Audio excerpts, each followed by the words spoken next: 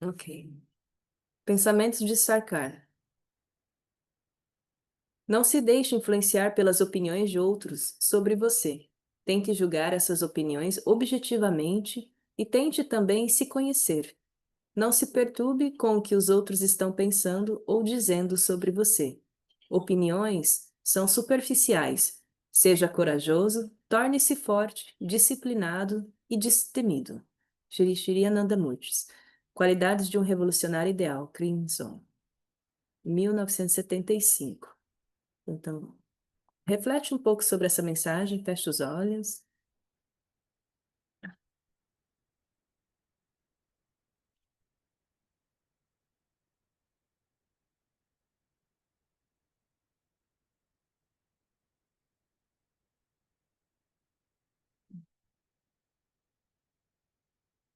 Namaskar.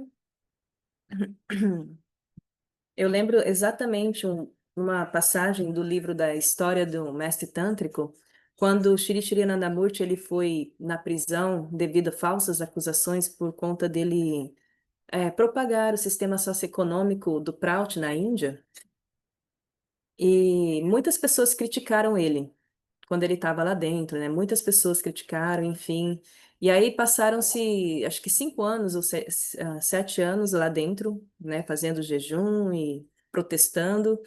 Quando ele foi declarado inocente e quando ele saiu de lá, muitas pessoas também começaram, as mesmas pessoas que criticavam ele, começaram também fazer elogios, né? Então ele recebeu também muitos elogios após a saída dele.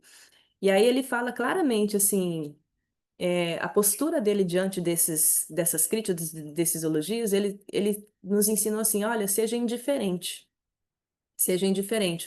foque na sua meta, né? E siga a sua disciplina e foque na sua meta, seja indiferente. E aí, quando a gente entra para estudar, especialmente quando a gente entra para esse caminho da meditação, da prática, a nossa meditação ela tem como meta dissolver o ego na consciência cósmica. E um dos nossos grandes apegos é com relação a esse ego, a esse sentimento do eu, né? O nosso vigor existencial todo está ali, identificado com esse eu. Quando nós aceitamos, né, se identificamos com os elogios e críticas, significa que a gente está reforçando a autoria desse ego, né? Então a gente está permitindo que esse ego seja mais contemplado ainda. E, e isso é um grande impedimento, né, para essa meta espiritual de entrega. O Baba ele fala assim, o que ele quer dizer é que, na verdade, nós devemos ah, reconhecer que tudo que nós fazemos, todas as nossas ações, todas as nossas percepções, elas só são possíveis devido à presença dessa consciência cósmica refletida na nossa mente. Então, sem essa consciência cósmica, sem a reflexão dessa consciência cósmica no nosso campo mental, nós não teríamos a vitalidade, né, energia vital para fazer nenhuma ação e nem para perceber nada nesse mundo. Então, essa percepção, essa compreensão de que sem consciência cósmica nós não somos nada, isso nos ajuda a não criar o sentimento do ego, né? Por isso que nós fazemos tanto, dentro dos yamas e niyamas, nós temos a prática do brahmacharya, que é reconhecer consciência cósmica em tudo, em todos. E também nós temos, dentro do sistema de lições de meditação do Sahaja Yoga, a prática do Madhuvija, né, que é o doce conhecimento de ver consciência cósmica em tudo. Isso para nos ajudar a desatando esse apego com relação ao sentimento do ego, desse eu, né, desse eu faço, eu fiz e eu fiz. Para que você consiga sentir mais nitidamente no seu campo mental a existência do eu sou, né, que é a consciência superior. E aí, dentro disso, nós vamos encontrar, né, dentro desse mundo manifesto, diante de tantas as tarefas e ações que nós temos que fazer, nós vamos ter muitas dificuldades e obstáculos, especialmente quando a gente entra no campo da prática espiritual, é como se a gente vai passando por um grande teste, né, para ver até onde está, até que nível está a nossa determinação de alcançar essa autorrealização espiritual. Então, tudo é um teste. E quando a gente pensa em teste, eu lembrei dos 7 segredos do Shiva para o sucesso. Então, o Shiva, né, vocês sabem, o primeiro mestre tântrico, ele tinha uma esposa Parvati, e a Parvati fazia perguntas para o Shiva, e o Shiva respondia essas perguntas com os ensinamentos práticos. Então, ficou conhecido esses conhecimentos como Agama e Nigama, né? Agama, onde são as perguntas de Parvati, e Nigama, Nigama são as perguntas e Agama são as respostas de Shiva. E aí o Shiva, ela perguntou, Shiva, o que que é necessário para a gente ter sucesso, né? Dentro, em qualquer, enfim, qualquer dimensão, sucesso na dimensão física, psíquica e espiritual. E aí o Shiva, ele foi explicando que existem 7 segredos. E o primeiro dos segredos para você ser bem-sucedido é a determinação. Quando você toma firme determinação, você tem que, não importa se as pessoas elas vão te criticar, se elas vão te julgar. Ele até menciona um exemplo assim, né? As pessoas que são ricas, elas na Índia, elas costumam fazer orações para a deusa Lakshmi, que é a deusa da fortuna. E mesmo se a deusa Lakshmi falar, eu vou abandonar você, você vai, né, morrer na pobreza, mesmo diante de tantas ameaças que podem surgir na nossa jornada, na nossa caminhada, nós temos que manter a nossa firme determinação de ser vitorioso na nossa missão, naquilo que nós propomos fazer. Se iniciamos alguma coisa, devemos ir até o fim. Sem firme determinação, fica impossível a gente alcançar o sucesso. E aí, o segundo ponto que Shiva traz é você ter uma meta, né? Então, a determinação ela vem acompanhada de uma meta, senão não tem direção o seu movimento, né? Então, essa meta, ele chama de meta ideológica. Você tem que ter uma ideologia que te inspire a alcançar a meta. E aí, lembrando que a meta, né, dentro do campo da espiritualidade, é a autorrealização espiritual. Essa é a meta mais suprema dentro, né, da existência humana. Então, ele fala ter muito claro um fluxo ideológico que te leve na sua meta espiritual. Isso é importante, segundo ponto. E aí, o terceiro ponto, você precisa ter a fé no guru. E aí, o que que é o guru? Guru significa darkness, escuridão, né? E guru é aquele que tira você da escuridão, né? Shri Shri Namurti traz para gente como guru, o único guru que existe é a consciência cósmica, né?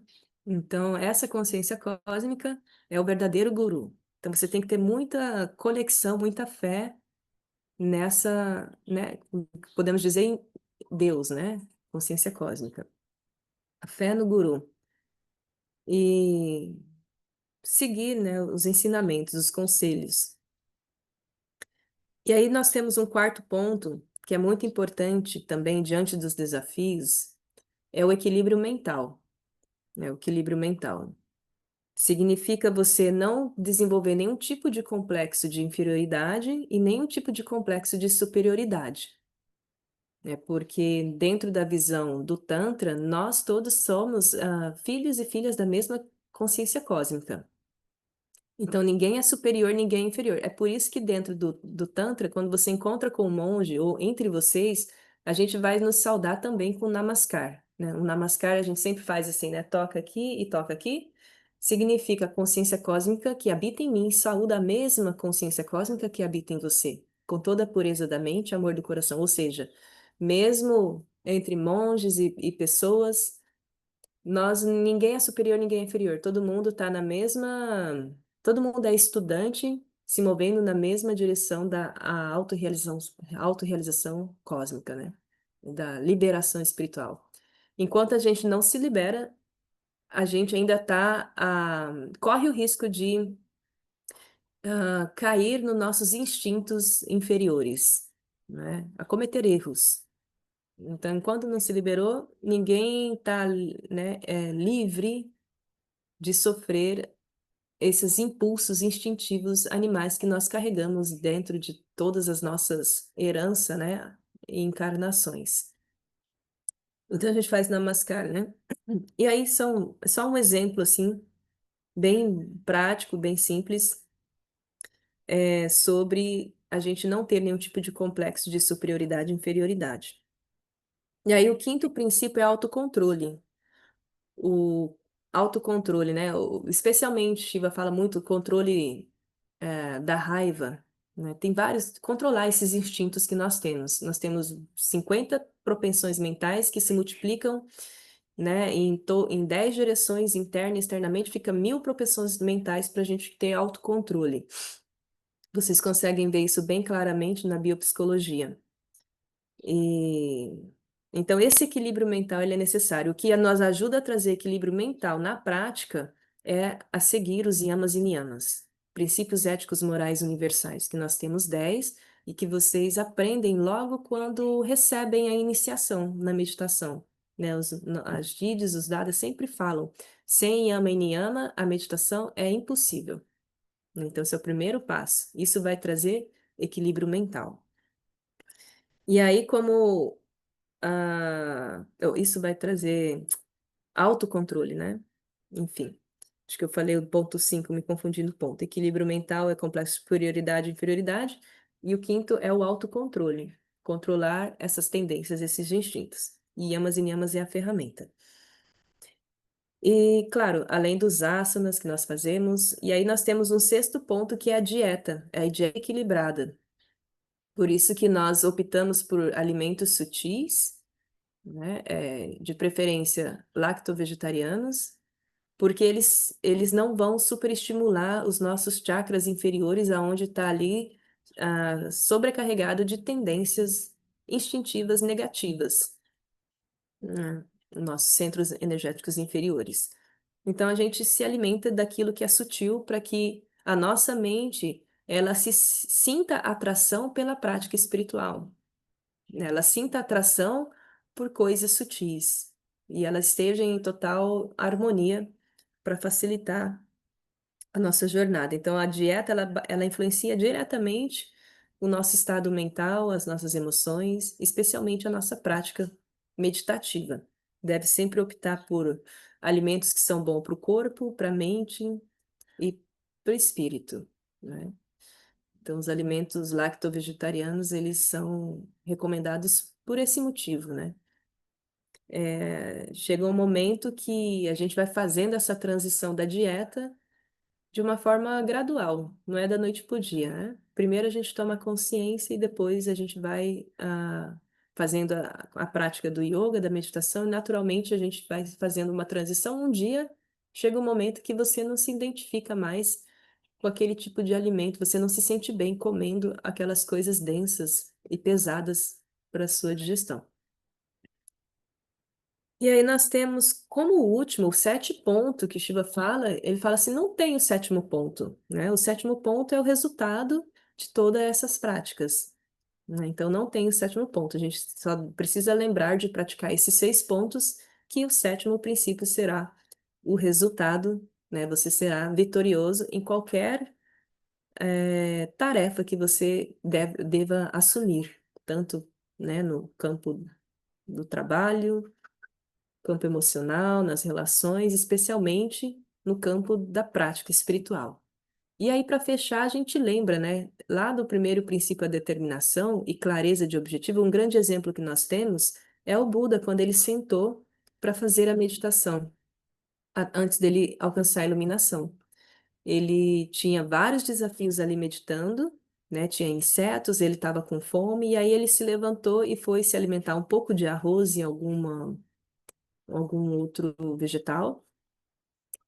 E depois ele sentou para meditar e falou: Eu só vou levantar daqui quando eu alcançar a iluminação. Aconteça o que acontecer, eu vou morrer aqui, mas eu só saio daqui quando eu me ilumino. E assim que Buda sentou, acho que foi 40 dias que ele ficou sem se mexer, sem sair do lugar até ele alcançar a iluminação, com uma firme determinação, né? Então, o Buda é um grande exemplo e ele é uma pessoa comum como nós. né? E devido à determinação dele, clareza de objetivo aonde ele quer alcançar, ele conseguiu alcançar esse estado de autorrealização espiritual, né? Então, é isso a mensagem de hoje, né? Para a gente não ficar apegado às nossas ações e fruto das nossas ações, enxergar a consciência cósmica como uma autora por trás de tudo, né? E todos. E lembrar que elogios são bons, críticas são boas, construtivas, a gente analisa, mas não se apegue, né? Seja meio que indiferente, porque isso também pode ser um obstáculo. Quando eu estava na Índia da última vez, só para fechar a conversa, um exemplo disso, né? As Didis na Índia, elas são mais velhas, elas têm a minha idade, mais que a minha idade, né, de experiência como Didi. 30, 40 anos como Didi, assim, né? E aí eu fui para lá e a gente tinha kirtan de acho que era 24 horas, 72 horas de kirtan, né? Virava a noite assim com kirtan, e começava sexta e acabava domingo, alguma coisa assim. E aí eu estava lá, né? Eu estava com o propósito de meditar bastante na Índia, enfim, tá bem saudável. E aí eu sentava para meditar no Akanda Kirtan e sentava, fazia longa meditação no Akanda Kirtan, especialmente na manhã, né? Das 5 da manhã e no final do dia. E uma das Didis observou aquilo e achou. Ela ficou admirada, né? Ela ficou admirada. Falou assim: Nossa, eu nunca vi uma Didi sentar bastante tempo para fazer meditação e não se mover, parecia uma estátua. Só que ela não falou isso para mim diretamente. Eu estava um dia na sala conversando com uma outra Didi. Então, tava nós três e uma irmã. E aí ela já tinha conversado com essa outra Didi, né? Aí ela queria falar isso diretamente para mim. Eu fiquei sabendo depois, né? Depois ela me falou. Aí a outra Didi falou: Não, não elogia ela assim diretamente, isso pode atrapalhar o progresso espiritual dela, né? Aí a outra Didi não falou na frente dela o que ela queria falar, que ela me admirou, né? O esforço de estar lá meditando, não sei o que, não sei o que. Aí depois, quando ela me falou, quando ela estava sozinha, ela me falou. Aí eu falei assim: Didi, isso é o tamanho da... Aí eu ouvi, né? Aí eu falei assim: Didi, é porque a minha mente é muito. Minha mente precisa. A minha mente precisa sentar muito, ela é muito danada, é isso que eu quis dizer, né? Não é que eu sou um ser iluminado, que eu sentei lá bastante, que eu estou desfrutando em liberação. Não, é que a mente é muito complicada, e aí eu preciso sentar bastante tempo para tentar apaziguar a mente através da meditação, né? Então foi mais ou menos essa, né? Essa resposta que eu dei, e é isso mesmo, é verdade, né? Não tem nada de ser iluminado porque senta bastante tempo na meditação. Significa uma mente complexa. Uma mente complexa que precisa, né? Trabalhar. Então, basicamente é isso, né? A gente não se sentir ah, grande pelas nossas ações, porque realmente não é nós que fazemos, né? Quando você se coloca como um instrumento, né? E aí tudo vai ficando bem. Não sei se esse foi um bom exemplo porque se encaixa nisso, mas foi o que me veio agora em mente. E eu gostaria de deixar então com vocês algum comentário, se alguém quiser fazer alguma pergunta, se alguém lembrou de alguma experiência parecida com isso, né, de elogios e críticas, porque as pessoas elas vão ver apenas o que é externo, né, apenas o que é limitado do nosso ego.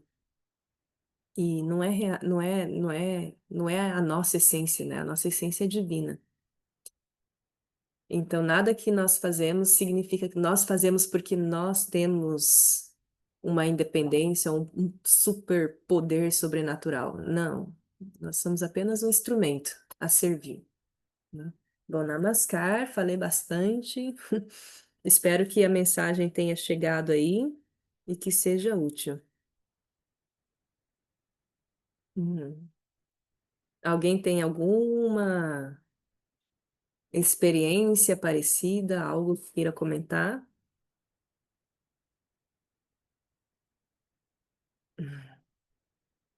Os sete segredos do Shiva, né? Determinação, ideologia, fé no guru, equilíbrio mental, autocontrole, dieta balanceada. E o resultado? É.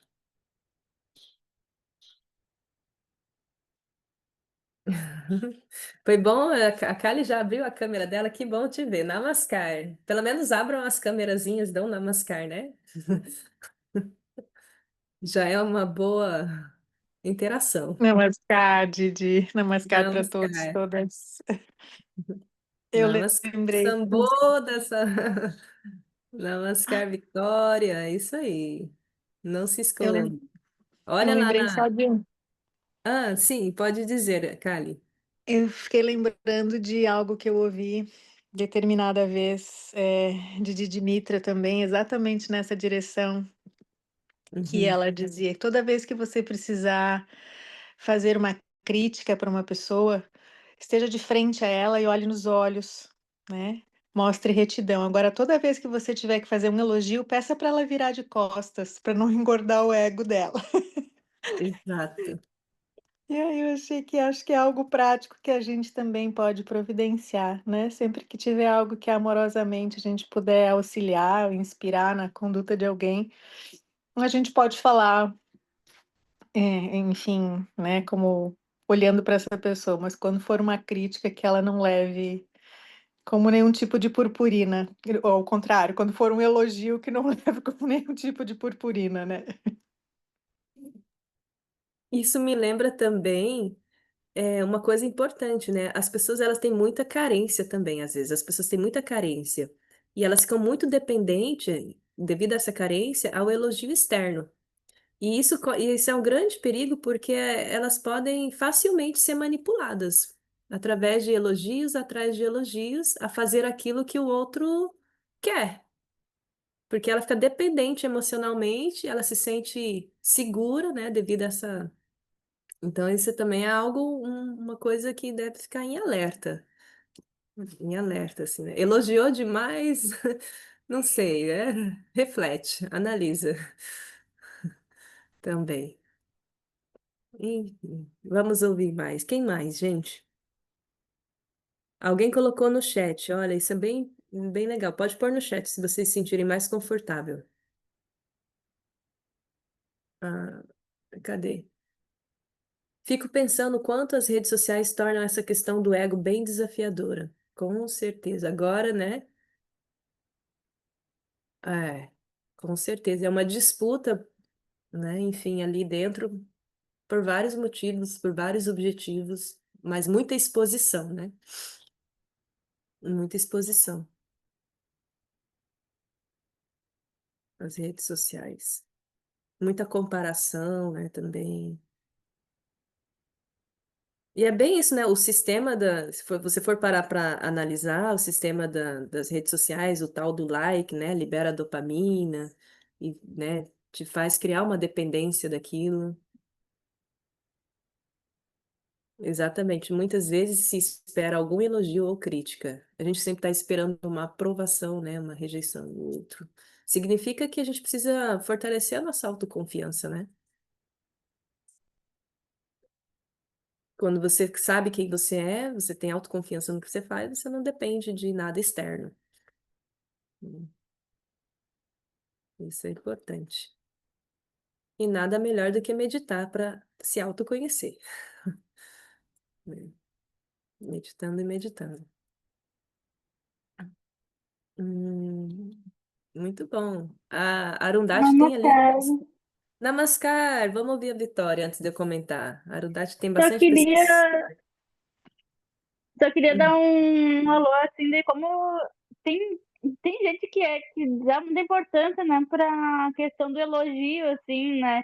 E tem, por exemplo, se a gente fica pensando, o elogio às vezes se torna importante, né? E aí eu olhar para isso e pensar assim, tá, é bom receber elogio, mas tu olhar assim, tipo, é legal, mas não precisa a pessoa falar, né? Não precisa a palavra, né? E aí eu sou muito hum, assim, né, de ficar esperando elogio sempre, né? E aí eu fico pensando, não, mas não precisa estar sempre elogiando, sempre dar, bah, que legal que fez isso, e isso, sabe? uhum. E é Sim. preciso olhar com mais atenção, né? Essas questões, assim. Legal o teu comentário, porque ele traz uma reflexão também, qual que é o lado positivo do elogio, né?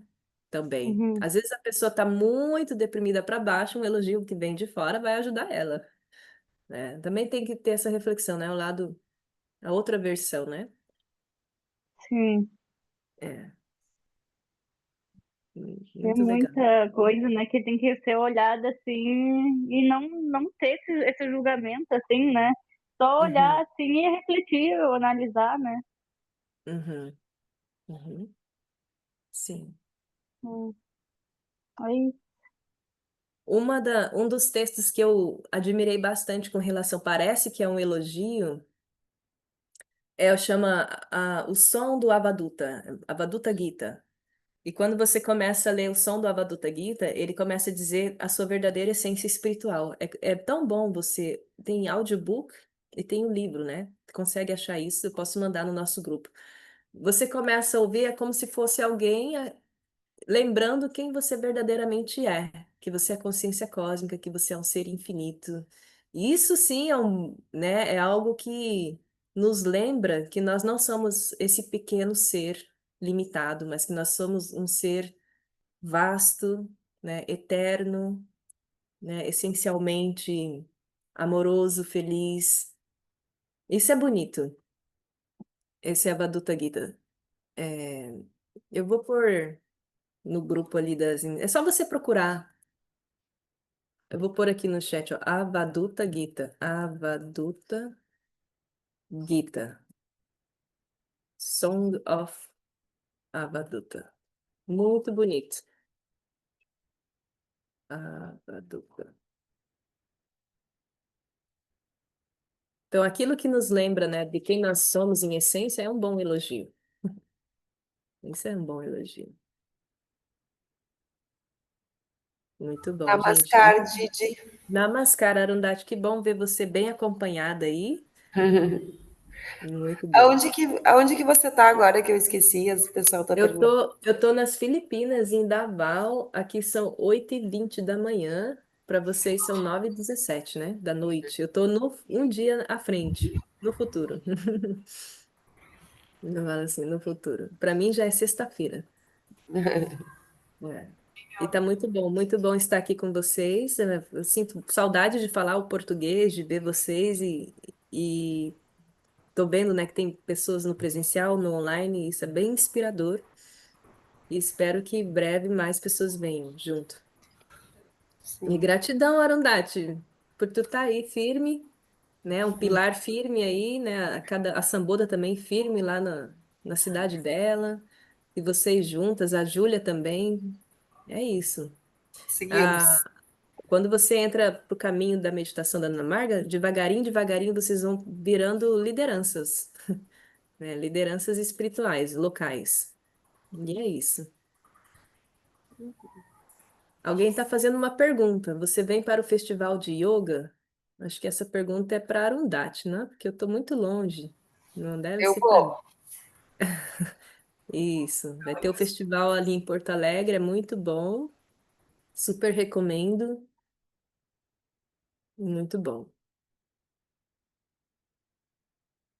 Quem está em Santa Maria dá para organizar, né, um comboio e ir para lá. Isso. Namaskar, gente. É isso. Samboda, tá tudo bem? Oi, Didi, Namaskar. Namaskar. Nunca mais respondi suas mensagens. O que que aconteceu?